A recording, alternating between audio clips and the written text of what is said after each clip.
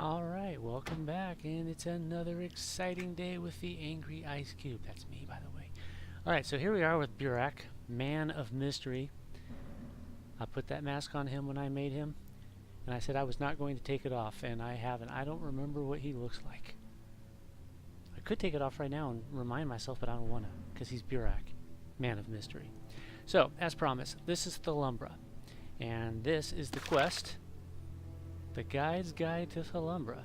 It's level 22, because I told you I didn't care what level I was. I picked it up, well, because I figure, you know, he's level 100 alchemist, so if worst comes to worst, he can always throw potions at them.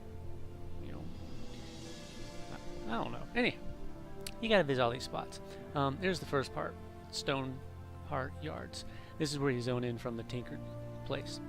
So, I mean, it's technically the first part, but I usually do it in this order. Go to Outer Maldura and then whoosh. Although not, well, I guess not really in that order because I'm all over the place. But anyways, let's take a look at the map. That's not the M key. That's the M key. Alright. So this is where you start. Poof. Nope, no POIs for some reason. I don't know what's going on there. It won't. Yeah, I've updated my map thing and yeah, whatever. So I had to find these places on my own. Made it kind of exciting because I had no idea where the hell I'm going. I was like, what the hell is a blue fist battlefield? I don't know. It's a battlefield where people dyed their hands blue. So let's go look for one. It's a little complicated because, you know, these things will look at me and I will explode. But I am Burak, Man of Mystery, and I fear no challenge. So let's do this. Maldura. That's this place over here with the lava stuff. Don't get too close to the guards. They don't like me yet. I have to show them that I am awesome. They haven't heard the rumors. Alright, so there's Outer Maldura. Then I go over here to the something bay. It's right over here. And then there's a little fungus farm right there. So just go over here to the bay and then over there. But you gotta kind of dip low. Again, you cannot see my hand, but yeah, you gotta dip low. So be careful. Because there's stuff on the ground that will eat your face. Like that. That's not on the ground, actually, but yeah, that Cephalax, it will eat your face. I know, I saw it happen to Kiko. It's terrible. There we go, Black Amble Bay. Then we'll go over here. Now that we are level 100, things still don't feel all that different, honestly, but whatever. Whatever, I'm like, hey, I was gonna record this for posterity. There's the Iron Blood Fungus Farm, because everyone wants some Iron Blood and Fungus in their diet, right? And here come the Hiccups, right on schedule. Bring it on, Hiccups. You can do nothing to me now. Alright, where was I? It's going over here somewhere. They also got some Illithids out here. I believe they call them Abominations, but they're Illithids. You know, the brain sucker dudes with the octopus heads. Yeah. Alright, Blightstone Barrens, then we go over here to this place. This is also where you'll find the, well, some of the dungeons. You know, solo zones and whatnot. It's in that little hole right there. Penumbra Expansion, check. Over here, this isn't actually part of the tour, but it's part of my tour. There's a battlefield. See these little portals and stuff? It's epic. Yeah, that's a little public quest type thing. That little guy right there is not actually a mercenary, so don't be like me and go swoop down to buy a mercenary only to find out that they ain't selling mercenaries, but they were selling something else, and yeah, my ass still hurts. Anyhow, the Elder Plains, not to be confused with the Elder Scrolls. These are plains and not scrolls.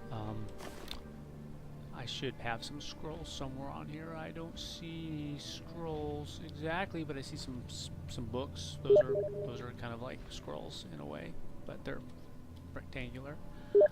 Where am I? Right over here is the Blue Fist battlefield. They don't have Blue Fist, by the way. Spoilers. And now we got to find the Trawler's Trail, which is actually right there, and I never find this on the first try, but this time I found it on the first try. Just watch out for these guys, because, yeah, they don't play around. On that note, let me just warn you that kobolds, as it turns out, do not appreciate streakers. Alright, remember, I'm the Angry Ice Cube. I do these things so other people don't have to. Yeah, anyways, now we're going to go over to the Abyssal Falls, which is by that little thing. I'm not even sure what that thing is, but that's where we're going, because that's where the Abyssal Falls is. That's the Abyssal Chasm right there. And that's the falls.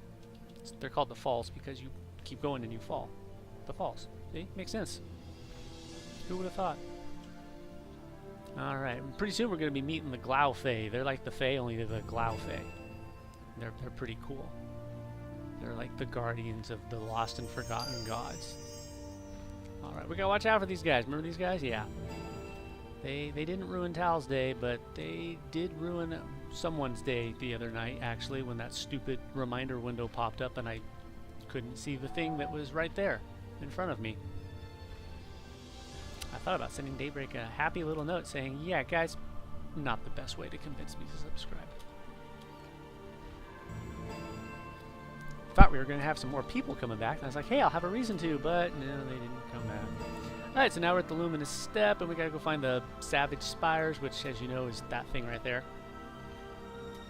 By the description, it could have been any of these. It's talking about the places where the stalactites and the stalagmites meet, but it's that one, that specific one. Not this one, that one. Their teeth. Think of them as the teeth of Norath. The music, by the way, is the Central Underworld from Ultima 5 Lazarus. I found it to be somewhat appropriate, considering we're, well, in the Underworld. Supposedly, the Earth is hollow, and there is an underworld on Earth. I was reading some of those old like wacko theories and stuff, like the Earth is concave, and we are actually inside of it, and the sky is somehow like a projection or reflection. I can't remember what they were talking about. I was like, what the hell are you guys talking about? But yeah, I was like, I wonder if that's where they got the idea for the underworld. But this'll do. This kind of reminds me of. This is what I think of when I think of the underworld in Ultima 5, except it was supposed to be all dark and scary, but this is dark and scary too. It's just dark yellow. It's like you've got a kidney infection, and you peed in the underworld, and now you're flying through it for reasons unknown. Let's see, we'll go that way. Glau Fae, they're up here. Also, there's these pox thingies up here too. Pox fiends, yeah. Don't mess with them, they're not nice. So now we got to go to the, yeah, here we are at the Luminous Peaks. Now we're going to go to the Stygian Threshold, which is right there. Not to be confused with the Great Stygian Abyss, which again is a dungeon in Ultima. Here's a part where I and Ultima disagree, because according to them, the Stygian Abyss is not affiliated with any of the virtues. Each dungeon is supposed to be an anti-virtue. Like, for example, the dungeon Despise is the opposite of love or compassion. And the Stygian Abyss does not correspond.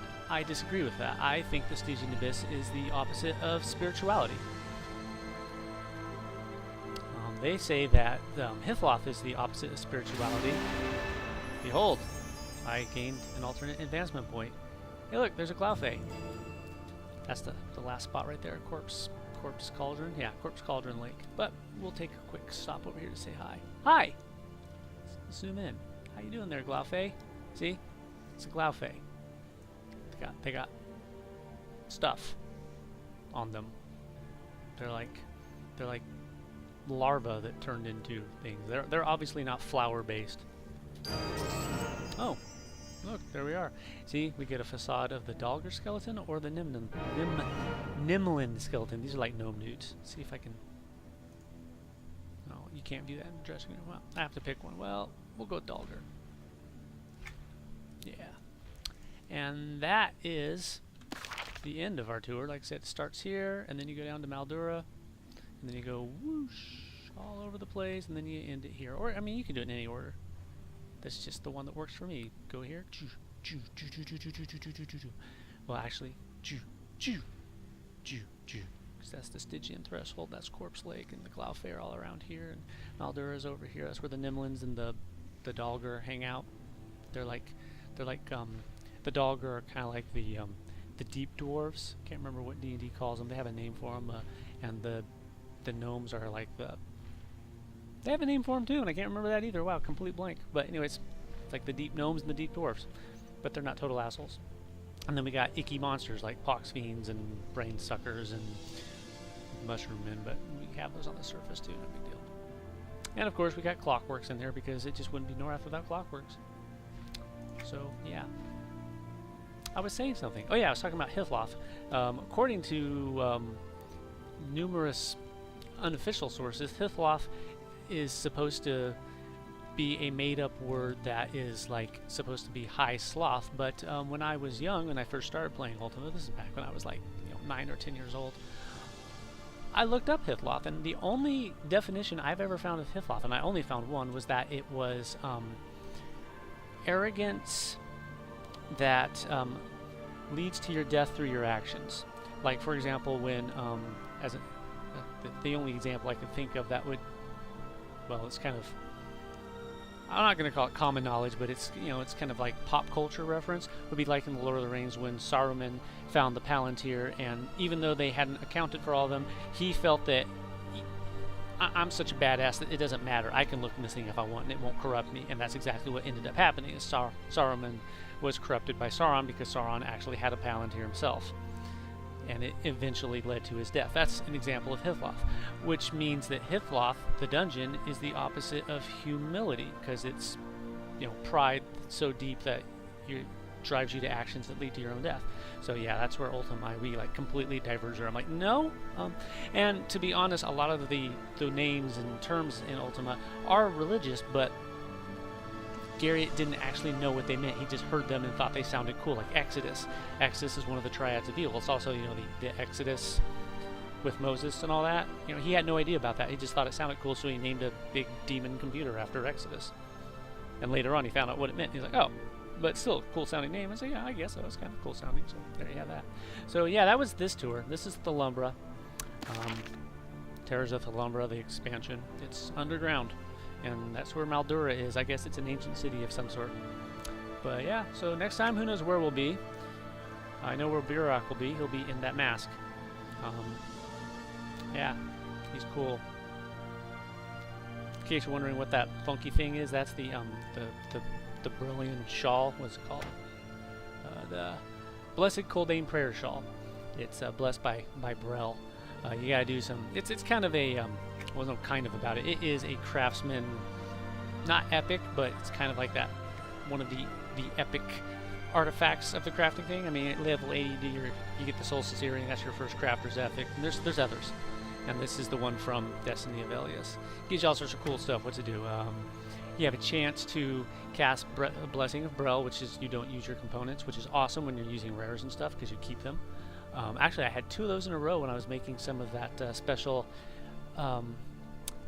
Age of Destiny armor that uses the reactants, because I didn't have very many reactants, and I was down to my last 2, and I got 2 in a row, so I ended up not... I got... effectively, I had 4. So that was kind of cool. And you'll harvest a second time on 20% of harvest and stuff like that. Increases your critical success. It's great stuff. It's a pain in the ass to get, but whatever. Fun times. So thanks for watching. I'll catch you next time. Laters.